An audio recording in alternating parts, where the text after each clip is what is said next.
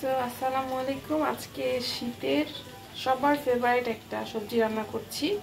সেই তো ধনে পাতা টমেটো হচ্ছে কেটে নিয়েছি, আর এখানে তো মাছ, কাতল মাছ ছিল, সেটা ভেজে নিচ্ছি। তো আমি এক সাইডই ভাজবো আর এক সাইডটা কাঁচা রাখবো।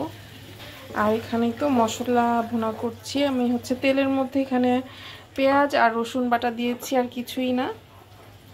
আমি আবার আদা বাটা ইউজ করি না। তো এখন দিয়ে দিচ্ছি হলুদ আর মরিচের গুঁড়া। তো এটা আমি একসাথে করে রাখি, রেশিওটা 1:2 রেশিওতে দিই হলুদ মরিচের গুঁড়া।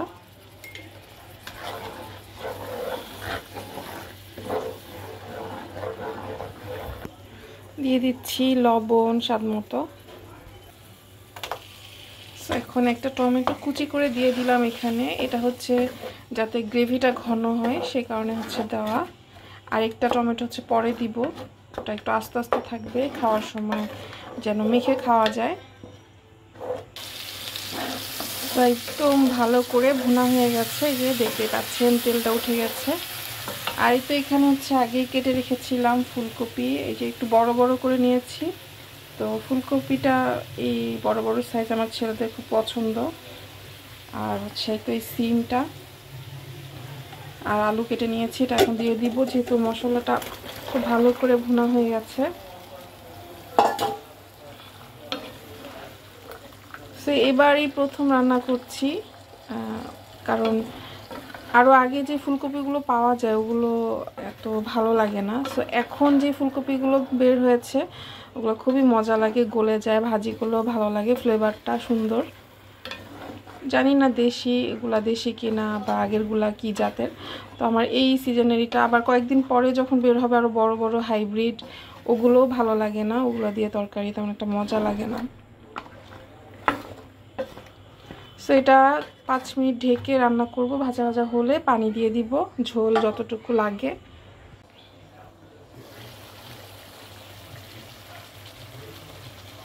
এখন এটার মধ্যে গরম পানি দিয়ে দিচ্ছি, যেটায় মাছ ভেজেছি ওটাতে পানি গরম করে দিয়ে দিলাম। সো মাছগুলো দিয়ে দিচ্ছি।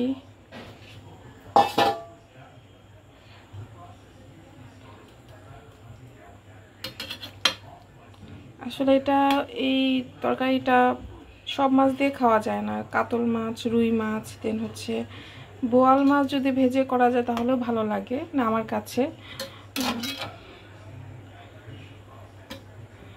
এই তো এটা একটু বেশি পানি দিলেই ভালো হয়, আর গরম পানি দিলে একটু ভালো হয়।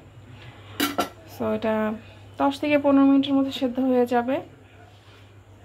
আর এর মাঝেই হচ্ছে 2-3 মিনিট নামানোর আগে হচ্ছে টমেটো ধনেপাতা দিয়ে দিব।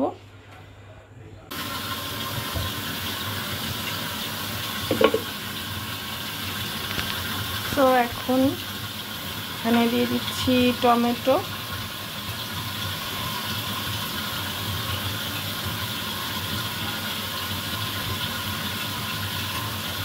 আর একদম বেশি করে সবুজ ধনেপাতা। এটা ফ্লেভার ছাড়া আসলে ভালোই লাগে না। এখন তো সারা বছরই ধনেপাতা পাওয়া যায়, আর সারা বছরই ধনেপাতা ছাড়া আসলে কোনো তরকারি মজা লাগে না।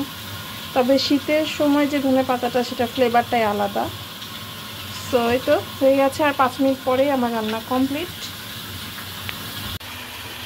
সো এই তো আমার হচ্ছে আমাদের ঘরের সবার পছন্দের ফুলকপি, সিম, টমেটো, আলু আর হচ্ছে কাতল মাছের ঝোল। এই যে দেখেন আমি কত ঝোল দিয়েছিলাম, বাট ঝোলগুলো শুকিয়ে গেছে। তো তারপরেও এনাফ, এটা কিন্তু এখনই শেষ হয়ে যাবে রাতেই। তো এটা এখন হচ্ছে ভাত নিয়ে নিচ্ছি, গরম গরম ভাত।